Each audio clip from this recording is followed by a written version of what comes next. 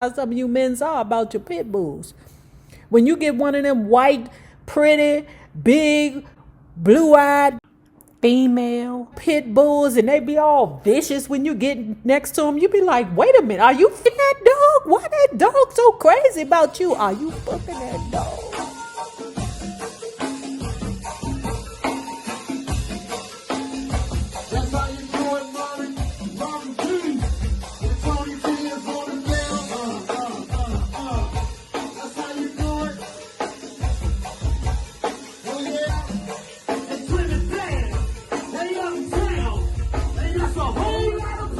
Well, hello there, love bugs. Hello there, bellas.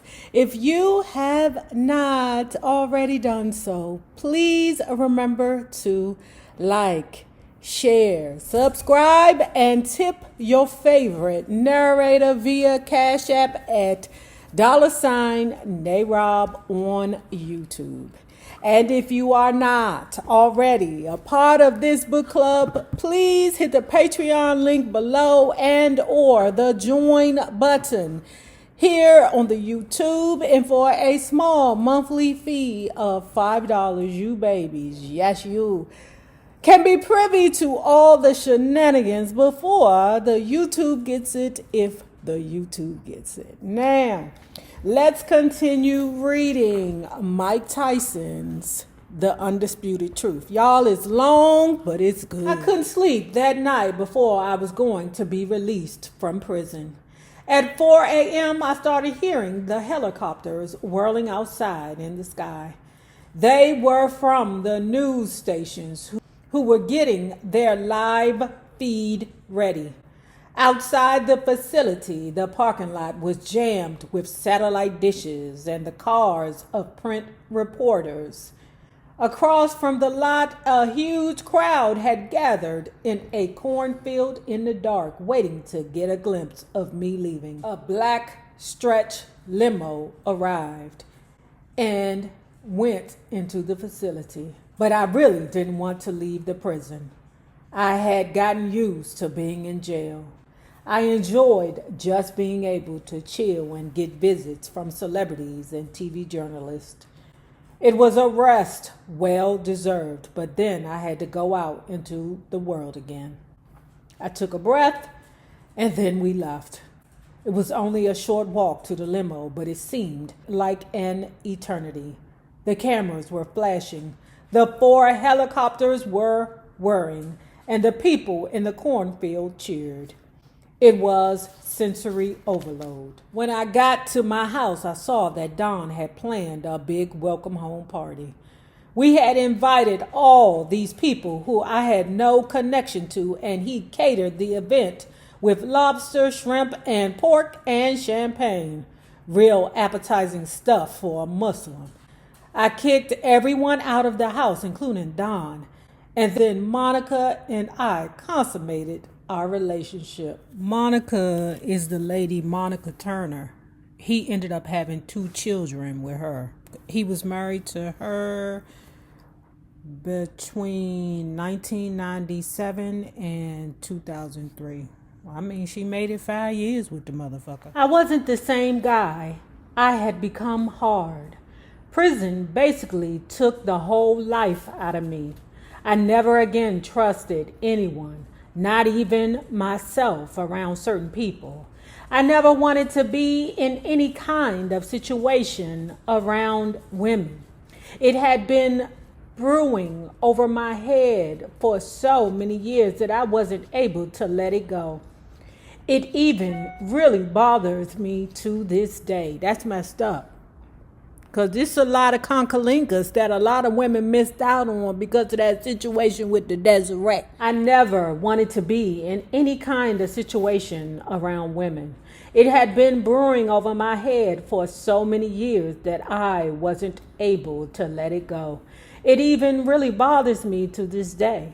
All my friends say, let that die, let that die. But they're not the one who has to deal with it. That's a hard pillow to sleep on. You know how many wet paws. So anyway, I told y'all that I know I'm gonna say that motherfucker's a mass murderer. Okay, I told y'all I'm from the hood, but I only lived adjacent to the hood. Okay, and I talked to him the other day, and I said to him, "Hey, him, how you doing? You found a new woman to fall in love with?" Because he's very impulsive. He'll find a woman, tell him he love her, and then choke her. You know, that motherfucker got problems with his hands on all ends. But he said, "Baby, the best thing for me to do is just be alone, because I don't want to hurt nobody." And I respect that. He knows his limitations. He knows what he's capable of. And he does not want to put himself or anyone else in a situation where somebody might get hurt. I respect it.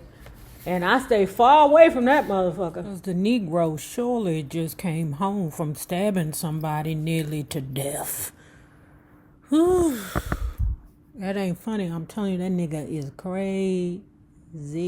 He don't do innocent bystanders. That's not his thing. But if you looking at him sideways like you finna rob him, oh, he gonna get you before you get him. I had signed 2 contracts that advanced a lot of money. So no one wanted to hear that I needed some time to get my mind and my life together. Everybody expected so much out of me. I was conflicted. As scared as I was also starting to get arrogant again. I wanted everything. I thought I was owed a lot from my time in prison. I wanted to F the best girls, buy the best cars, own the best houses. I was a Count of Monte Cristo. I was a gladiator. God himself couldn't produce a better fighter. And here I was, afraid of ambulance sirens. I wanted to perform up to the most impeccable standards, but I didn't know if I could. I was 29 years old, but I felt a lot slower. I didn't have the same hunger I had before I went to jail. No. And more than anything else, I felt ashamed that I had been to prison. Every time I went to a new city, I had to go and register as a sex offender. If I forgot, I'd get pulled aside at the airport by the police. I forgot all about that. I wonder if he still got to register as a sex offender. Part of the problem was that the pressure mounting on me to win the title back was escalating. The public isn't going to put up with me fighting 10 or 15 nobodies before I fight for the real title, I told a reporter. There is a great deal of pressure on me to get some things done right now. I want to see Mike Tyson in big-time fights, and I have exclusive contracts I have to honor. These contracts pay too much money for me to come back slow and easy. It's business, big business. All those people care about is that I'm in the ring and making them money. Child, now Mikey Tyson is knocking me out with this bullshit with this white tiger. Okay, you know how some of you men says about y'all pit bulls. That's the way that Mikey Tyson was about this tiger. Okay, he said that pretty much this white tiger had the run of the house. The problem was the goddamn tiger ain't had no sense because it was a female. I thought that was a joke in the movie The Hangover when he had white tigers all over the place. I thought that was a part of the movie. I didn't know this nigga liked tigers for real. I brought Kenya, that's the white tiger. I brought Kenya to the fight. By now, Monica had a girl we named Raina, and I had a stepdaughter named Gina, along with my own daughter, Mikey, I had with a woman from New York. Monica or the kids couldn't get close to me when Kenya was around. If they get affectionate with me, Kenya was ready to attack. That's how some of you men are about your pit bulls. When you get one of them white, pretty, big, blue-eyed female pit bulls and they be all vicious when you get next to them, you be like, wait a minute, are you fucking that dog? Why that dog so crazy about you? Are you fucking that dog? I don't like that. You got your family in the house and the white tiger is tripping, but I'll continue. Monica or the kids couldn't get close to me when Kenya was around. If they'd get affectionate with me, Kenya was ready to attack. I left her in the hotel room during the fight, and when I got back to the suite, it was totally demolished. The blinds were ripped. She had shit on the floor. The big couch in the living room was torn to shreds. She did the same thing to Don King's townhouse in Manhattan when I stayed there after the fight. I mean, I'm not saying that nigga don't deserve it, but I'm sure you paid. I had only been out of jail for a year, and Don already had me fighting Frank Bruno for his belt. But I wasn't ready. But I wasn't really in shape, either physically or emotionally, for that sort of pressure again. I was interviewed by the Ring magazine, and you could feel my anguish. I find myself more nervous now than in the beginning of my career or when I was champion. Maybe it's a slight insecurity. No, it's a big one.